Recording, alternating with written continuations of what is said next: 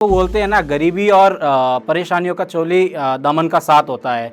तो same to same मेरे साथ घटित हुआ। मैं 12th में ही जेब में 500 रुपये डाल के घर से भाग गया। मैं आपको एक बात बताऊंगा, आप विश्वास नहीं करोगे। सेकेंड ईयर के आते आते मुझे एक ऐसी डिजीज़ हो गई थी, कानों से आपके ऑटोमेटिकली साउंड आने लग गई थी और किसी को पता नहीं है कैसे आ रही है। देखो, बहाने तो बहुत होते हैं। आपने अगर खुद सपने देखे हैं तो उन सपनों को पूरा करने का साहस भी आपके पास होना चाहिए। कोई नहीं आएगा आपके पास कि आपको ये अंगुली पकड़ा दी और इसने आप चलने लगे। मैंने खुद ही अपनी पढ़ाई की है, खुद ही अपनी स्ट्रेटेजी बनाई है, खुद ही अपना टाइम टेबल बनाया है। मेनली मैं यहाँ पे 3 चीज़ों के रिगार्डिंग बात करूँगा।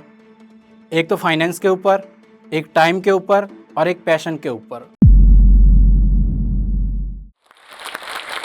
नमस्कार सभी को, मेरा नाम दिनेश जांगीड़ है। मैं पाली राजस्थान से बिलोंग करता हूँ और इस साल के exam Indian forest service exam में मैंने ऑल इंडिया रैंक 11 हासिल की है। इंडियन फॉरेस्ट सर्विस ज्वाइन करने से पहले मैं इसरो के अंदर एज ए साइंटिस्ट काम कर रहा था। वहाँ पर मैं कंटिन्यूसली 6 साल तक के लिए काम किया और मुझे ये कहते हुए भी गर्व महसूस हो रहा है कि मेरा डिवीज़न जो था वो चंद्रयान 2 के रिसीवर पार्ट को बना रहा था। और आज मैं अपनी यूपीएससी की जर्नी को जोश टॉक पे शेयर करने के लिए आया हूँ। तो सबसे पहले तो मैंने जोश टॉक से बहुत सारी प्रेरणा ली है, बहुत सारे वीडियोस वगैरह देखे वहाँ से और उसी से मेरे को प्रेरणा मिली है और वही चीज़ मैं यहाँ पे डिलीवर करने के लिए आया हूँ ताकि लोग मुझसे इंस्पायर हो सके। तो मेनली मैं यहाँ पे 3 चीज़ों के रिगार्डिंग बात करूँगा। एक तो फाइनेंस के ऊपर, एक टाइम के ऊपर और एक पैशन के ऊपर। तो first of all I will start that why I have selected my UPSC journey. क्यों मैंने ऐसा सोचा कि मैं एक साइंटिस्ट से एक ऐसी जॉब लूँ, इंडियन फॉरेस्ट सर्विस जॉब, जो एक एडमिनिस्ट्रेशन से रिगार्डिंग हो, जो एक नेचर से रिगार्डिंग हो, जो बिल्कुल ही एक कहने का मतलब एक टेक्निकल से नॉन टेक्निकल में जा रहा हूँ। तो इसका रीज़न ऐसा है कि हम राजस्थान में पले बड़े हैं, वहाँ पर हमें पेड़ पौधों की अहमियत पता होती है। जैसे कि हम बारिश वगैरह होती थी तो हम क्या करते थे, छोटे छोटे होते थे तो वहाँ से पेड़ पौधे उखाड़ के घर पे लाते थे या फिर रोड के साइड में लगाते थे या खेतों के अंदर लगाते थे। तो मेरा हमेशा जो जुड़ा हुआ नेचर के साथ रहा है और इन पेड़ पौधों के साथ रहा है। नेचर के कारण, नेचर के साथ रहने के कारण मैंने अपना जॉब का जो शिफ्ट है इसरो से इंडियन फॉरेस्ट सर्विस की तरफ किया और मैं अपनी कंटिन्यूसली आगे की सेवाएं भी यहीं देना चाहता हूँ। मैं सबसे पहले स्टार्ट करूँगा मेरे बैकग्राउंड के बारे में। तो जैसे ही मैंने पहले बताया, मैं पाली राजस्थान के एक छोटे से गांव भावरी से बिलोंग करता हूं। मेरे पापा जो एक मतलब मेरा फैमिली बैकग्राउंड जो एक सामान्य बैकग्राउंड है, मतलब मेरे पापा जो है किसान है, मेरी मम्मी जो है हाउसवाइफ है। तो हमारे जो उस छोटे से गांव से यहाँ तक आने में, मतलब मैं कभी सोच भी नहीं सकता था कि मैं वहाँ से आके मैं एक इसरो का साइंटिस्ट भी बनूंगा, मैं एक all India service Indian forest service के अंदर भी जाऊँगा। ये मेरे लिए असंभव था। तो जनरली हमारे फाइनेंशियल प्रॉब्लम तो होती थी और 7th तक जब मैं आया तो 7th में आके मेरे पापा की तबीयत ख़राब होने लग गई। मतलब हमारे ऊपर फाइनेंशियली एक तरीके से बोले तो पूरा बोझ ही आ गया था कि मुझे भी काम करना ही पड़ेगा। मम्मी की भी थोड़ी बहुत तबीयत ख़राब होने लगी थी, लेकिन जैसे तैसे करके मम्मी पैसे इकट्ठा करती थी, मनरेगा में काम करने के लिए जाती थी, वहाँ से जो पैसे आते थे उससे हमारा लाइफ सस्टेन होती थी। लेकिन जब मैं 8th के अंदर आया तो मेरे साथ एक घटना घटी कि हमारे ये गांव के एक जो टीचर है, बाहर से पढ़ के आए थे, उनको थोड़ा नॉलेज था इन चीज़ों के बारे में। मैं उनका नाम लेना चाहूँगा, सोहन जी गर्ग उनका नाम है। उन्होंने बेसिकली मुझे बताया कि भली परेशानियाँ कैसी भी हो, लाइफ के अंदर बहुत सारी अपॉर्चुनिटी है, रास्ते बहुत सारे, कठिनाइयाँ हैं, चैलेंजेस है, उनको आप पार करके जा सकते हो। तो मैंने उसी चीज़ को दृढ़ निश्चय बना लिया और 8th क्लास से मैंने बस ठान लिया कि मुझे ज़िंदगी में सक्सेस होना ही होना है और वहाँ से मैंने अपनी पढ़ाई स्टार्ट कर ली। लेकिन वो बोलते हैं ना, गरीबी और परेशानियों का चोली दामन का साथ होता है। तो सेम टू सेम मेरे साथ घटित हुआ। 11th में मैंने साइंस मैथ ली थी, वहाँ पे भी मैं अच्छा कर रहा था, गवर्नमेंट स्कूल में भी पढ़ रहा था पाली। लेकिन मुझे अपॉर्चुनिटी और ज़्यादा अपॉर्चुनिटी चाहिए थी कि मैं बाहर जाके कुछ पढूँ, आईआईटी क्रैक करूँ। लेकिन जब मैं ऐसा सोचने लगा तो घर वाले बोलने लगे कि भाई पापा तो आपके ऐसे बेड के अंदर पड़े हैं, आप कैसे आगे बढ़ोगे, कैसे पैसे मैनेज करोगे। इससे अच्छा तो आप यही है कि जो हमारा खानदानी बिजनेस है कारपेंटर का, वही करो आप और उससे अपने फैमिली को सपोर्ट करो। लेकिन मेरा तो फिक्स दृढ़ निश्चय था कि बस मुझे कुछ करना है तो कुछ करना ही है। तो ऐसे करके मैं आपको एक बात बताऊंगा, आप विश्वास नहीं करोगे, मैं 12th में ही जेब में 500 रुपये डाल के घर से भाग गया था। मतलब एक ऐसी कंडीशन हुई थी, एक तरीके से यही है कि मैं घर से भाग गया था 12th क्लास में ही। और मैंने फिर अब पैसे 500 रुपये जाके कैसे उसको मेंटेन करूं, तो हमारे समाज की हॉस्टल वगैरह रहती, वहाँ रहने लगा। और बहुत सारे कोचिंग सेंटर से मैंने बात की और मैंने ऐसे प्रॉमिस भी किया कि आप मेरे को फ्री में पढ़ाओ, मैं आपको रैंक ला के दूंगा। और हुआ भी ऐसा ही। मेरी AIEEE उस टाइम एग्जाम होता था, उसके अंदर मेरी बहुत ही अच्छी रैंक आई। फिर वहाँ के टीचर ने बोला कि आप JEE एडवांस के लिए भी प्रिपेयर करो। तो उसके बाद में मैं करियर पॉइंट कोटा के अंदर गया और वहाँ से प्रिपेयर करने लगा।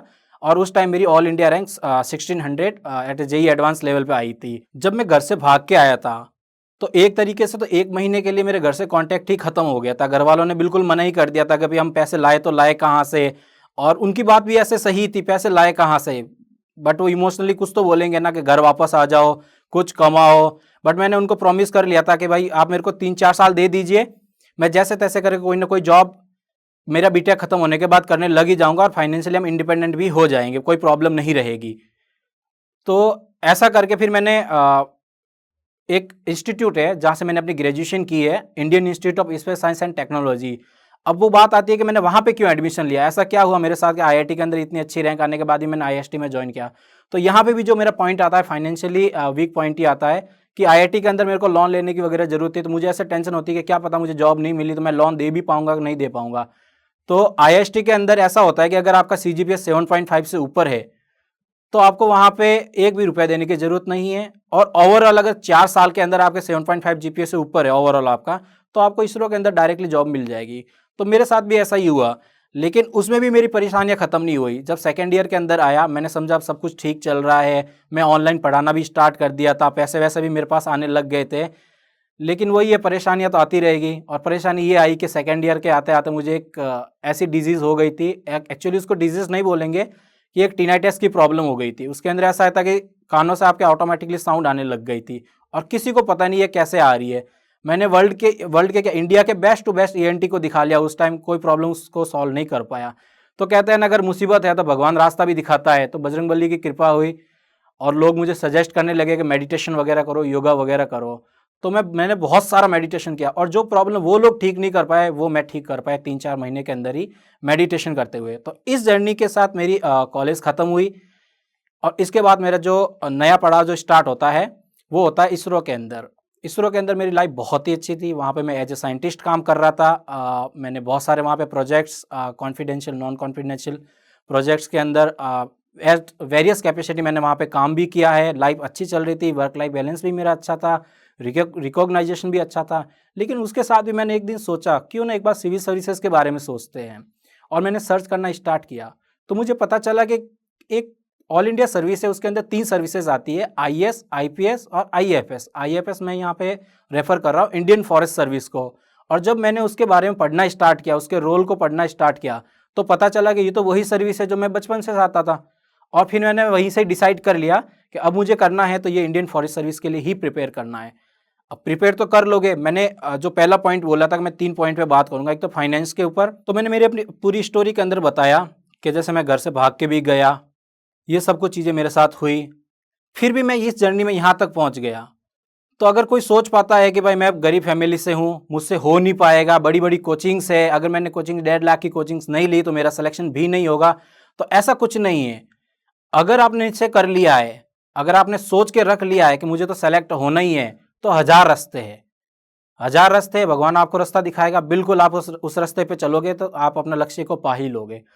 अब मैं अपनी सेकंड चीज़ को स्टार्ट करना चाहता हूँ, और सेकंड चीज़ है टाइम के रिगार्डिंग। तो यहाँ से मेरी जो जर्नी स्टार्ट हुई थी इसरो के रिगार्डिंग, यहाँ पर हमारा टाइम का शेड्यूल ऐसा रहता था कि हम 8 से 6 बजे तक का एक जनरल टाइम रहता था। लेकिन वर्कलोड होने की वजह से मैं ओवरऑल तो उसको रिवील नहीं कर सकता।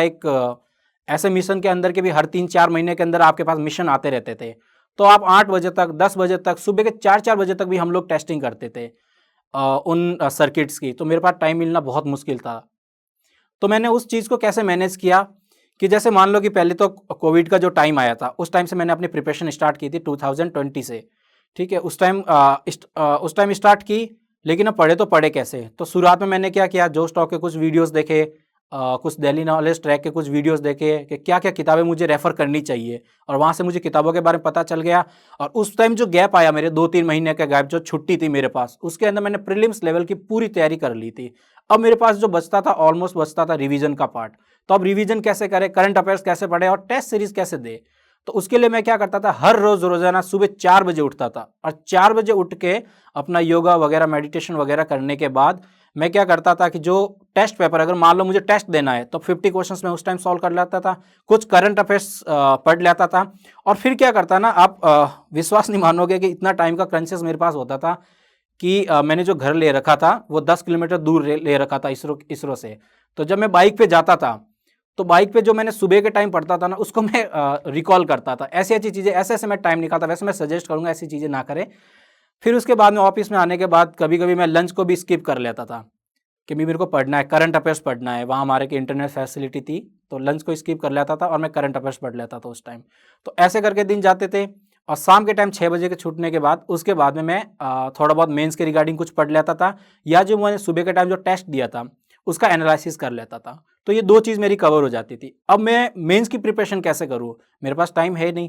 तो सैटरडे संडे हमारे पास कभी कभी फ्री हुआ करता था, तो उस टाइम मैंने मेंस के, जैसे मेरी इंडियन फॉरेस्ट सर्विस के अंदर 2 ऑप्शनल थे, एग्रीकल्चर इंजीनियरिंग एंड फॉरेस्ट्री। तो मैंने उनको सैटरडे संडे ऐसे करके उसको पूरा कंप्लीट कर दिया था। तो इस तरीके से मैंने अपना टाइम जो है, टाइम को यूटिलाइज किया। अब मतलब 1 सेकंड भी अगर मेरे को मिलता था, मैं उसको यूटिलाइज करता था, कैसे भी करके करो। और मैंने उसके लास्ट में क्या किया था कि भैया बार बार अब मुझे रिवीजन का टाइम नहीं मिल रहा है, तो मैं जिस कमरे के अंदर रहता था, एक छोटा सा कमरा था, जिस कमरे के अंदर मैं रहता था उस टाइम, उसके अंदर क्या करता था, दीवारों के चारों तरफ मैंने पेपर चिपका दिए थे। और उन्हीं को देख के मैं जब भी बैठता था, खाना भी खाता था, कुछ भी करता था, उनको देख के मैं रिवाइज कर लिया करता था। तो मैं ऐसे अपने टाइम को यूटिलाइज करता था। तो आप अगर बोलते हो कि भाई टाइम नहीं है मेरे पास, तो मैंने तो ऐसी जॉब से प्रिपेयर किया जहां को तो आप सोच भी नहीं सकते कि 1 घंटा भी आपको टाइम मिलेगा। तो टाइम और फाइनेंस के रिगार्डिंग मैंने पूरी बात कर ली है। अब तीसरी चीज आती है आपके पैशन के रिगार्डिंग। अब मेरे पास इसरो की जॉब थी, मैं चाहता था तो अपनी एक अच्छी लाइफ जी सकता था, वहीं उसको कंटिन्यू कर सकता था कि भाई यही जॉब अच्छी है, यही करना है, जो मैंने सपना देखा उसको छोड़ दूं। बट मैंने ऐसा नहीं सोचा। जब जैसे ही मेरे को पता चला कि इंडियन फॉरेस्ट सर्विस नाम की सर्विस है, मैंने उस दिन से लेके ये प्रण ले लिया था कि इस सर्विस में तो सेलेक्ट होना ही होना है। तो उस दौरान भी मेरे सामने बहुत सारी प्रॉब्लम्स आई। पहली प्रॉब्लम्स ये आ गई कि जब एक दिन मैं मेंस का एग्जाम देने जा रहा था अहमदाबाद के अंदर सुबह के टाइम, तो वहाँ पे काइट फेस्टिवल होता है जनवरी फरवरी के टाइम। तो उस टाइम मेंस का एग्जाम देने जा रहा था, तो मेरा एक्सीडेंट हो गया। अब हाथ वगैरह सब छिल गए, ब्लड वगैरह आ रहा था। फिर भी मैं ऐसी कंडीशन के अंदर भी, हाथ कांप रहे थे उस टाइम, मेरे पैर कांप रहे थे उस टाइम, फिर भी मैं ऐसी कंडीशन में एग्जाम देने के लिए गया। ठीक है, मेरा उस time CSC prelim CSC mains की मैंने प्रिपरेशन वगैरह नहीं की थी, बट मेरा वो जज्बा था कि मुझे ये एग्जाम में जाना ही, ये एग्जाम देना ही देना है। और दूसरा, जब मेरा सिलेक्शन होने वाला था 2021 के अंदर ही, मेरे पापा का एक्सीडेंट हो गया। पापा खेत में काम कर रहे थे और एक्सीडेंट हो गया, और उनको स्पाइनल कॉर्ड इंजरी हो गई, और वो 1 डेढ़ साल के लिए लगभग पैरालिसिस हो गए थे। तो अब मैं क्या सोचता, अब इसरो ने मेरे को खूब सारी फैसिलिटी दी, पैसे वगैरह सब कुछ दिए, क्या कर दूँ, उस चीज़ को वहीं छोड़ दूँ, पैशन को वहीं पे छोड़ दूँ कि नहीं कोई नहीं, ये जो जॉब है इसी के साथ मैं रहने देता हूँ, अपने ड्रीम को पूरा नहीं करता हूँ। बट मैंने ऐसा नहीं किया, मैंने वहाँ पे भी अपने आप को स्ट्रांग बनाया। एक मेडिटेशन की बदौलत है कि अभी कैसी भी लाइफ में सिचुएशन आएगी मैं उसको हैंडल कर लूँगा, और बाई लक मैंने उस सिचुएशन को भी हैंडल किया। और उसके नेक्स्ट ईयर में ही बजरंगबली की कृपा हुई कि मैं ऑल इंडिया रैंक 11 के साथ सेलेक्ट हो गया। सो मैं एट लास्ट मतलब यही कहना चाहूँगा कि देखो, बहाने तो बहुत होते हैं। आपने अगर खुद सपने देखे हैं तो उन सपनों को पूरा करने का साहस भी आपके पास होना चाहिए। उन सपनों को पूरा करने का जो रास्ता बनेगा वो भी आपके पास होना चाहिए। कोई नहीं आएगा आपके पास कि आपको ये अंगुली पकड़ा दी और इसने आप चलने लगे। मेरे पास किसी टॉपर वॉपर का किसी का रेफरेंस नहीं था। मैंने खुद ही अपनी पढ़ाई की है, खुद ही अपनी स्ट्रेटेजी बनाई है, खुद ही अपना टाइम टेबल बनाया है, खुद ही अपना टाइम निकाल के अपने प्रिपरेशन स्टार्ट की है। तो अगर आपने एक निश्चय कर ही लिया है कि मुझे इस सर्विस के अंदर जाना ही जाना है, भले मुसीबतें हजार आए, तो कोई आपको नहीं रोक सकता। भली वो आपकी फाइनेंशियल प्रॉब्लम हो, भली आपकी वो हेल्थ प्रॉब्लम हो, भली आपकी वो टाइमिंग की प्रॉब्लम हो, या भले ही आपकी कोई रिलेशनशिप की प्रॉब्लम हो, कोई चीज आपको नहीं रोक सकती है। तो एक बार आपने अगर सोच लिया है कि इस चीज को मुझे पाना ही पाना है, इस एग्ज़ाम को मुझे क्रैक करना ही करना है, ये निश्चय बना लिया है, तो आप मान के चलो 50% काम तो आपका हो ही गया है। अब आपको कुछ नहीं करना है, आपने थोड़ी बहुत स्ट्रैटेजी बनानी है, टाइम मैनेज करना है और कौन कौन सी किताबें पढ़नी है। ये चीज़ें अगर हो गई तो 100% मैं आपको गारंटी दे सकता हूँ, क्योंकि मैं जिस बैकग्राउंड से आके यहाँ तक पहुँचा हूँ ना, तो मैं आपको 100% गारंटी दे सकता हूँ कि अगर आपने निश्चय कर लिया है तो आपको कोई नहीं रोक सकता, आपका सिलेक्शन होना तय है। भले वो आपका CSC का एग्जाम हो और कोई एग्जाम हो या लाइफ का और कोई भी चैलेंजेस हो, आपको उसको कंप्लीट कर पाएंगे। इसी के साथ मैं आप सब लोगों से विदा लेता हूँ। धन्यवाद। हेलो एस्पिरेंट्स, हम में से बहुतों का सपना है IAS ऑफिसर बनना, लेकिन ये जर्नी बहुत महंगी है और इसलिए बहुत एस्पिरेंट्स ने जोश टॉक्स से रिक्वेस्ट किया कि क्या जोश टॉक्स एस्पिरेंट्स को हेल्प कर सकते हैं फाइनेंशियली उनकी इस जर्नी में। तो इसलिए जोश टॉक्स ने कांटेक्ट किया इंग्लिश मीडियम के लिए KSG IAS के खान सर को और हिंदी मीडियम के लिए संस्कृति IAS को। शायद खान सर और KSG IAS की इंट्रोडक्शन ही देने की जरूरत नहीं है। देश के सबसे जाने माने और रिस्पेक्टेड इंस्टीट्यूट्स में से है KSG। सृष्टि जैन देशमुख, शायद आपने नाम सुना हो, सर की ही स्टूडेंट रही हैं जिन्होंने 2018 में AIR 5 हासिल की। वहीं संस्कृति IAS के भी बहुत स्टूडेंट्स ने UPSC में टॉप रैंक्स प्राप्त की हैं। कुछ ही समय में उनके भी बहुत स्टूडेंट्स की टॉक्स रिलीज होने वाली हैं। तो जोश टॉक्स ने KSG IAS और संस्कृति IAS से बात की और उन्हें रिक्वेस्ट किया कि क्या वो जोश की फैमिली के लिए एक बहुत बड़ी स्कॉलरशिप दे सकते हैं। मुझे बहुत खुशी है हम सबके साथ ये बात शेयर करने की कि दोनों ही इंस्टीट्यूट्स मान गए। वो जोश की फैमिली के लिए अपने फाउंडेशन कोर्स पे स्कॉलरशिप प्रोवाइड करेंगे, यानी कि वो क्वालिटी की एजुकेशन जिसकी फीस लाखों में जाती थी अब हम अफोर्ड कर पाएंगे। ये हेल्प वैल्यूएबल है सबसे ज्यादा हम नए एस्पिरेंट्स के लिए, जिन्हें फाउंडेशन कोर्स करना तो है लेकिन लाखों की फीस हम अफोर्ड नहीं कर सकते।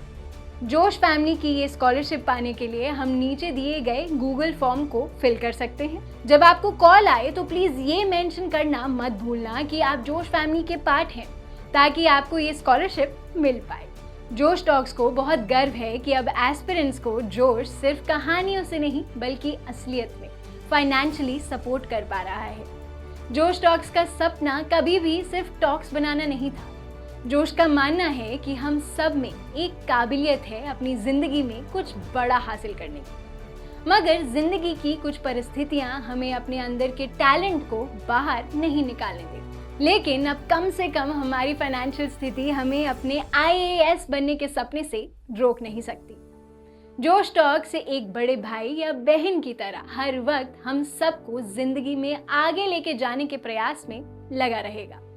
आप बस जाके अपना 100% दीजिए, एक भी दिन जाया ना होने दें, बाकी जोश संभाल लेगा। जय हिंद।